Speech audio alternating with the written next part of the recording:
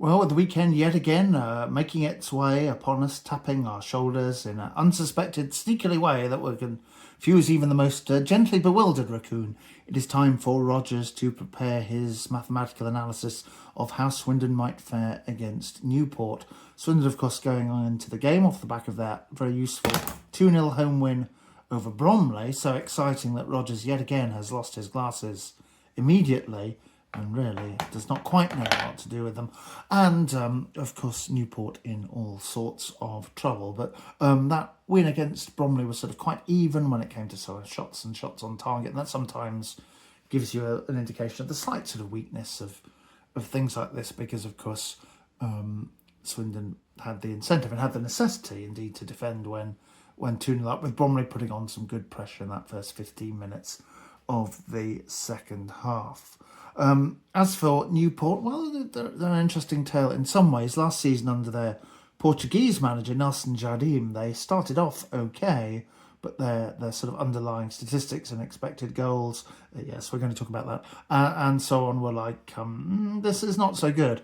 And of course, by the end of the season, they finished in 22nd place, never really threatened with going down, though, and Nelson Jardim was sent on his way to be replaced by David Hughes, a coach who has most of his experience at development and academy level. So curiously, this season, Newport are somewhat inverse in that statistically they appear to be slightly better than their results, but it's going to take some time for them to catch up, given that horrendous record, let's say, 9 defeats and a draw in their last 10 games. So with these two sides in contrasting levels of form and potentially, Swindon would hope, ability, let's see how the Rogers ratings look for our journey across the Severn Bridge. And it's no great surprise to see Swindon rated as clear favourites, of course, here to come away with victory. And we have tweaked the model a little bit to just make it a little bit more punchy, I think, in its predictions, because it was sort of coughing up a lot of slightly sort of kind of 40% here, 30% there, and 30% elsewhere. So hopefully with a little bit more information about how the game's going, our model is starting to form some firmer opinions on who's good and who's bad. Cheltenham remain, I can assure you, bottom of the current rankings, and we will see what Steve Cottrell can do for them.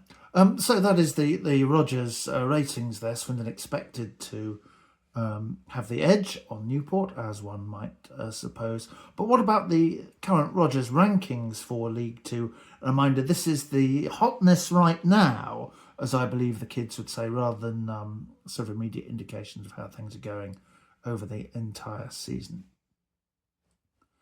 Well, Rogers' love affair with Boundary Park, plastic pitches, and me fast running out of ways to describe Oldham in a distinctive fashion continues, as they, of course, are top of the rankings after their draw with Barnet.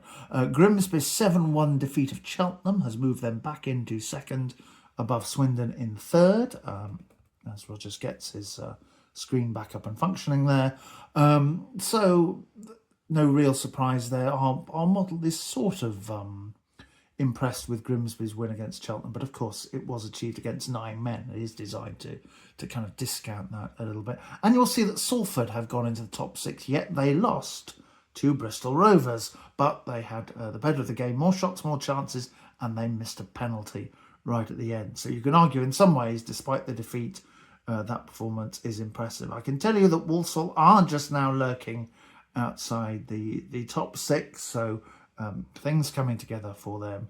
Gillingham remain obstinately in mid-table as things stand. So there we go. There are your Rogers ratings and rankings. Swindon, in theory, in good shape to pick up 3 points at the weekend. But something must go right for Newport at some point, surely. Perhaps just not on Saturday lunchtime.